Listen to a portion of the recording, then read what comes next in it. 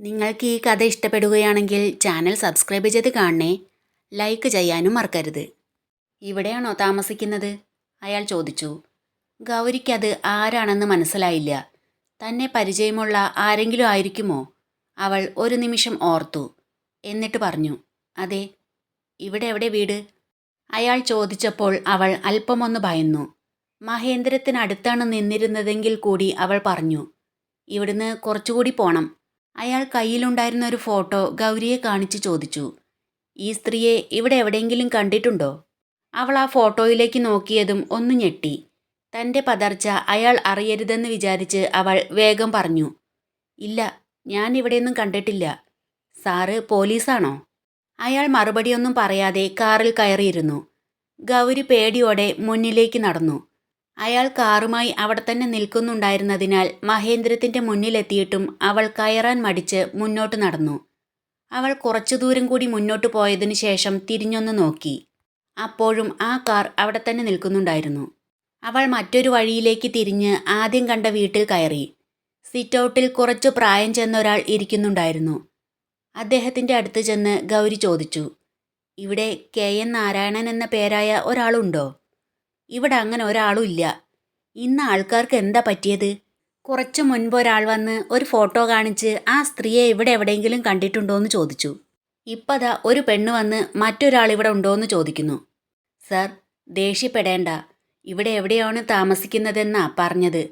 കൃത്യമായി വീട് പറഞ്ഞു തന്നിരുന്നില്ല. അതുകൊണ്ടാ കയറി ചോദിച്ചത്.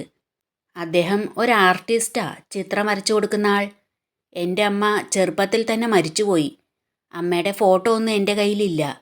മനസ്സിലെ രൂപം പറഞ്ഞു കൊടുത്താൽ അദ്ദേഹം വരച്ചു തരുമെന്ന് കേട്ടിട്ടുണ്ട്. അതുകൊണ്ടാ അന്വേഷിച്ചു വന്നത്. ബുദ്ധിമുട്ടായെങ്കിൽ സോറി, ഗൗരി പറഞ്ഞു. അവളുടെ സെൻറ്റിമെൻ്റൽ ഡയലോഗ് കേട്ട് അദ്ദേഹത്തിൻ്റെ മനസ്സലിഞ്ഞു. കുട്ടി, ഞാൻ ദേഷ്യപ്പെട്ടതല്ല.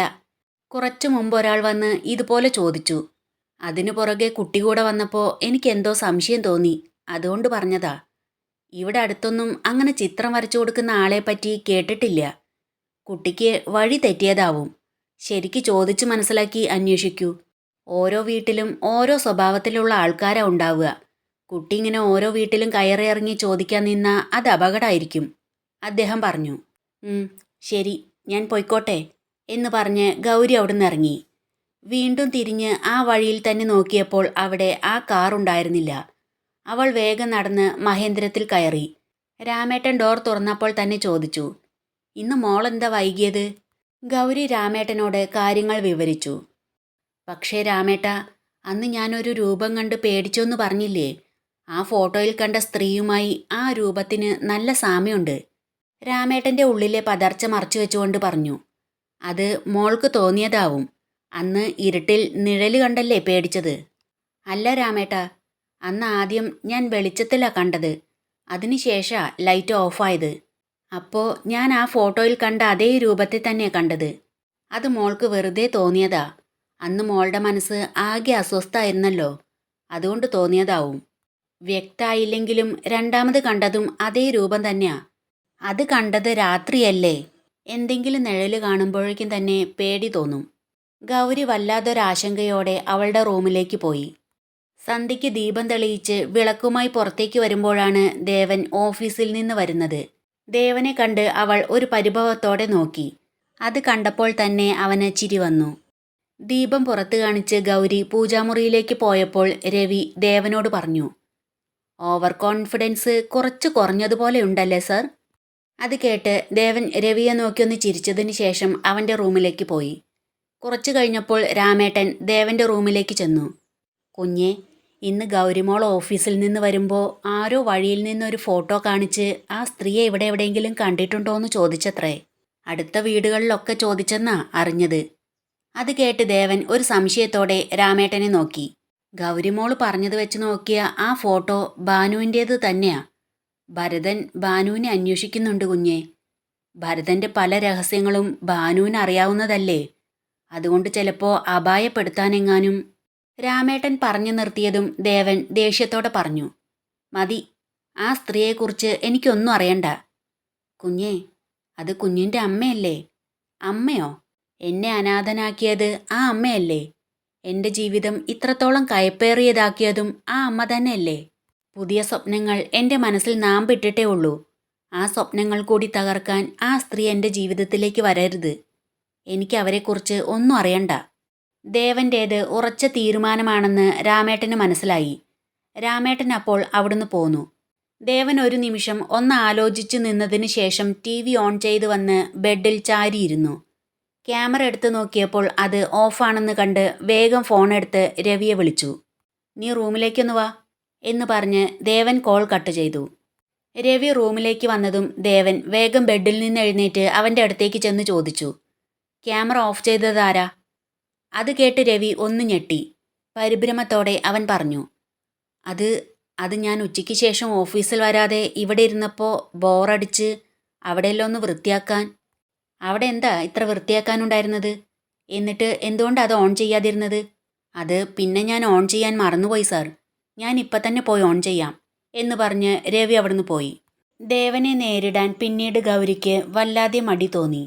അവനോട് എന്തൊക്കെയോ ചോദിക്കാനുണ്ടെന്ന് അവളുടെ മനസ്സ് മന്ത്രിക്കുന്നുണ്ടായിരുന്നെങ്കിലും അവൻ്റെ സമീപനം അവളെ വല്ലാതെ ഭയപ്പെടുത്തിയിരുന്നു. ഭക്ഷണം കഴിഞ്ഞ് ഗൗരി തൻ്റെ റൂമിലെത്തി സ്റ്റഡി ടേബിളിനരികിലിരുന്ന് ബുക്ക് തുറന്നു വച്ചു. എങ്കിലും അവളുടെ മനസ്സ് വല്ലാതെ അസ്വസ്ഥമായിരുന്നു. പഠനത്തിൽ ശ്രദ്ധ കേന്ദ്രീകരിക്കാനാവാതെ അവൾ ടേബിൾ ലാമ്പ് ഇടയ്ക്കിടയ്ക്ക് സ്വിച്ച് ഓൺ ചെയ്തും ഓഫ് ചെയ്തും ഇരുന്നു. ആ സമയത്ത് ദേവൻ ഗൗരിയുടെ റൂമിൻ്റെ ഡോർ പതുക്കെ തുറന്ന് അകത്ത് കയറി ഡോർ ശബ്ദമുണ്ടാക്കാതെ അടച്ച ശേഷം അവൻ പതിയെ അവളുടെ അടുത്തേക്ക് നടന്നു. ഗൗരിയെ തന്നെ നോക്കി കുറച്ചു നേരം നിന്നു. നിന്റെ മനസ്സിൻ്റെ അസ്വസ്ഥതയ്ക്ക് കാരണം എന്താണെന്ന് ഞാൻ പറയട്ടെ? ദേവന്റെ ചോദ്യം കേട്ടതും പെട്ടെന്ന് ശ്വാസം നിലച്ച അവസ്ഥയിൽ അവൾ ഞെട്ടലോടെ ചാടി എഴുന്നേറ്റു. അവളുടെ കൈ തട്ടി ടേബിൾ ലാമ്പ് തെറിച്ച് താഴെ വീണു. അവൾ ഒരു കിതപ്പോടെ ദേവനെ നോക്കി. അവൻ താഴെ വീണ ടേബിൾ ലാമ്പ് എടുത്ത് ടേബിളിലേക്ക് വെച്ച് ഒരത്ഭുതത്തോടെ അവളോട് ചോദിച്ചു, എന്തിനാ ഗൗരി നീ എന്നെ ഇങ്ങനെ പേടിക്കുന്നത്? നിങ്ങളെന്താ ശബ്ദം ഉണ്ടാക്കാതെ വന്നത് എന്ന് ചോദിച്ച് അവൾ ഡോറിലേക്കൊന്ന് നോക്കി. ഡോർ അടഞ്ഞു കിടക്കുന്നത് കണ്ട് അവൾക്ക് വല്ലാതെ പേടി തോന്നി. നീ എന്നെ ഇങ്ങനെ പേടിക്കേണ്ട കാര്യമൊന്നുമില്ല. ഞാൻ നിന്നോട് പറഞ്ഞിട്ടുള്ളതല്ലേ, അരുതാത്ത രീതിയിൽ എൻ്റെ ഈ ചെറുവിരൽ പോലും നിന്നിൽ സ്പർശിക്കില്ല. കള്ളം. ഇപ്പം നിങ്ങൾ എൻ്റെ അടുത്ത് വരുന്നത് തന്നെ എനിക്ക് പേടിയാ. എന്തിനാ ഇങ്ങനെയൊക്കെ? എനിക്ക് നിന്നോടുള്ളത് വെറും ഒരു ഇഷ്ടമല്ല, എൻ്റെ ഈ ആത്മാവിനോളം ചേർന്നുള്ള പ്രണയമാ. ഒരു തരി പോലും കളങ്കമില്ലാത്ത പരിശുദ്ധമായ സ്നേഹം. നിന്റെ മനസ്സിലെ സ്നേഹം മാത്രാ എനിക്ക് വേണ്ടത്. എന്നെ ഓർത്ത് നീ ഒരിക്കലും ഭയപ്പെടേണ്ടതില്ല. നിങ്ങൾ എന്നെ സ്നേഹിക്കണ്ട, എനിക്കതിഷ്ടല്ല. പ്ലീസ് എന്നെ ഒന്ന് വെറുതെ വിടൂ. ഗൗരിയുടെ വാക്കുകളിൽ ദേഷ്യത്തെക്കാൾ ഉപരി ഒരു നിസ്സഹായാവസ്ഥയായിരുന്നു. ഇഷ്ടമല്ലെങ്കിലും നിന്റെ കഴുത്തിൽ കിടക്കുന്ന ഈ താലിയും എനിക്ക് വേണ്ടി നീ നെറുകയിൽ ചാർത്തുന്ന ഈ സിന്ദൂരവും മാത്രം പോരെ എനിക്ക് നിന്നെ സ്നേഹിക്കാൻ? പോരാ, ഗൗരി കടുപ്പിച്ചു പറഞ്ഞു. അത് കേട്ട് ഒട്ടും പതറാതെ ദേവൻ മറുപടി നൽകി. നാളെ സൺഡേ അല്ലേ, നന്നായി റെസ്റ്റ് എടുത്തോ. തിങ്കളാഴ്ച മുതൽ കൂടുതൽ ഉത്തരവാദിത്തങ്ങൾ ഏറ്റെടുക്കാൻ പോവല്ലേ. ഇപ്പോൾ മറ്റൊന്നിനെക്കുറിച്ച് ഓർത്ത് നീ ടെൻഷൻ അടിക്കണ്ട. നിന്റെ മനസ്സ് എന്നെ സ്നേഹിക്കാൻ പാകപ്പെടുന്നത് വരെ എൻ്റെ പ്രണയം എനിക്ക് മാത്രം സ്വന്താ. അത്രയും പറഞ്ഞ് ദേവൻ പുറത്തേക്ക് നടക്കാൻ തുടങ്ങിയപ്പോൾ ഗൗരി വിളിച്ചു പറഞ്ഞു, ഒരിക്കലും എൻ്റെ മനസ്സിൽ നിങ്ങളോട് പ്രണയം തോന്നില്ല. തിരിഞ്ഞു നോക്കാതെ തന്നെ ദേവൻ പുഞ്ചിരിയോടെ പറഞ്ഞു, ഞാൻ കാത്തിരിക്കാം. അവൻ മുറി വിട്ട് പുറത്തേക്കിറങ്ങി ഡോർ അടച്ചതും ഗൗരി തളർന്ന് കസേരയിലേക്കിരുന്നു. കഴുത്തിൽ കിടക്കുന്ന താലിമാലയിൽ അവൾ അറിയാതെ ഒന്ന് വിരലോടിച്ചു. അവൻ്റെ സ്നേഹം ഗൗരിയുടെ മനസ്സിനെ എവിടെയോ പിടിച്ചുലയ്ക്കുന്നുണ്ടായിരുന്നു. പ്രണയമല്ലെങ്കിലും അവനോട് അവൾക്ക് അറിയാത്ത എന്തോ ഒരടുപ്പം തോന്നി തുടങ്ങിയിരുന്നു. മനസ്സ് വിങ്ങിപ്പൊട്ടി കരഞ്ഞുകൊണ്ട് ചെയറിൽ നിന്ന് എഴുന്നേറ്റ് കബോർഡ് തുറന്ന് അവൾ സൂക്ഷിച്ചു വെച്ചിരുന്ന ആ താലിമാല കയ്യിലെടുത്ത് അത് മുറുകെ പിടിച്ച് അവൾ പൊട്ടിക്കരഞ്ഞു. ഇല്ല, മനുവേട്ടനെ മറക്കാൻ എനിക്ക് കഴിയില്ല, അവൾ മന്ത്രിച്ചു.